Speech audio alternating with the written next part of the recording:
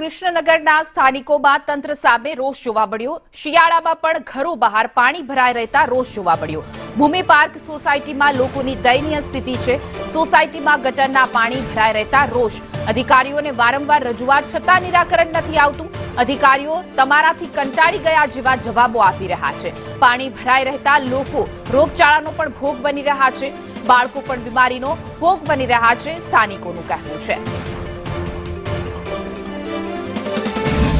કહેવાતા smart city અમદાવાદની વરવી વાસ્તવિકતા સામે આવી રહી છે। વિકાસના નામે લોકો છે કે જે ગુજરાતના અમદાવાદના જે એક્ઝામ્પલ્સ આપતા હોય છે, પરંતુ બીજી તરફ અમદાવાદના આ જે કૃષ્ણનગર વિસ્તારના દ્રશ્યો છે જોઈ શકાય છે કે આ કોઈ વરસાદી પાણી નથી, પરંતુ ગટરના ગંદા પાણી છે કે જે સોસાયટીઓમાં ભરાઈ ગયા છે। કૃષ્ણનગરની ભૂમિ પાર્ક સોસાયટી છે કે જે અત્યારે હાલ ગટરના પાણી છે લોકોના ઘરોમાં પહોંચી રહ્યા છે। તંત્રને હજુ અનેક રજૂઆત બાદ પણ હજુ સુધી કોઈ પણ પરિસ્થિતિનું નિવારણ નથી આવી રહ્યું। સ્કૂલે જતા બાળકો પણ જે શૂઝ છે તે પાણીમાંથી બહાર નીકળીને ત્યારબાદ પહેરે છે, તે પ્રકારની પરિસ્થિતિનું અહીંયા નિર્માણ થયું છે। ગંદા ગટરના પાણીમાંથી પસાર થઈને લોકો બીમારીમાં પણ સપડાઈ રહ્યા છે, જેને લઈને સ્થાનિકોમાં પણ રોષ જોવા મળી રહ્યો છે। અનેક રજૂઆત તેમના દ્વારા કરવામાં આવી છે। લોકો સાથે જ વાતચીત કરીશું। કેટલા સમયથી આ પ્રકારની મુશ્કેલી છે? બાળકો અહીંયા સ્કૂલે જાય છે તો બી ગંદા પાણીમાંથી? 2 વર્ષ મારી બેબી આ કારણે બીમાર પડી, 1.5 વર્ષથી તકલીફ હતી। કાલે દાખલ કરીશ મારી બેબીને। 2 છોકરા બીમાર પડે છે। 4 તારીખે લગન છે। લગન છે તમારી બેબીના? હા, 4 તારીખે મેરેજ છે, 4 દિવસ બાકી છે મારી બેબીને લગન।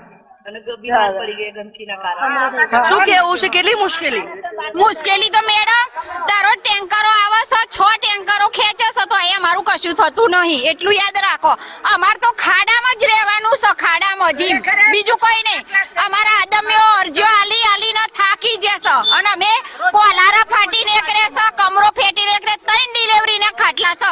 અમે આપણે રાજીવ ભવન છે ત્યાં અમે કાલે રજૂઆત કરી છે, બરાબર? તો એમના બધા માણસો આવ્યા હતા, પણ એમનું એવું કહે છે કે આ તો આગળથી જે આપણે જે કેનાલ ઉપર રોડનું કામ ચાલી રહ્યું છે તો એના કારણે ત્યાં આગળથી સીલ મારી દેવામાં આવ્યું છે, પણ પહેલા આપણે રોડનો આનો પહેલા આપણે નિકાલ કરવો જોઈએ અને પછી તમારું રોડનું કામ કરવું જોઈએ। ભલે વિકાસ થાય છે, આપણે એવું નથી કહેતા કે ભાઈ વિકાસ નથી થતો, પણ વિકાસ એવો કરો કે ભાઈ આપણે જનતાને પ્રોબ્લેમ ના થાય, એમને તકલીફ ના પડે। 3 મહિનાથી મેડમ ચાલુ છે આવું, અને 2 વર્ષથી ચાલતું, બરોબર છે? આ કેનાલનું કામ ચાલુ કર્યું ત્યારનું આ લોકોએ પાણી બંધ કરી દીધું છે। પાણી જવાનો કોઈ સ્કોપ જ નહીં। છોકરાઓ બીમાર થાય, સ્કૂલે જવાનો એક જ રસ્તો છે, સવારે છોકરા સ્કૂલે પણ જઈ શકતા નહીં, બૂટ મોજા બધું એમને પલરે છે।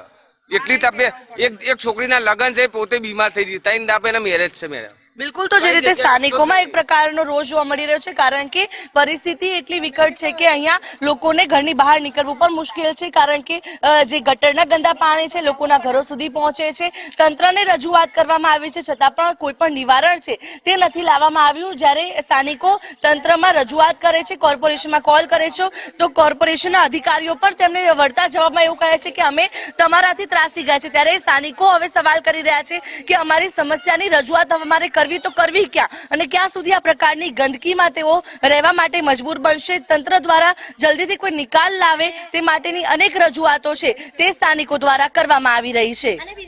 કેમેરા પર્સન મનીષ વાણિયા સાથે આયુષી।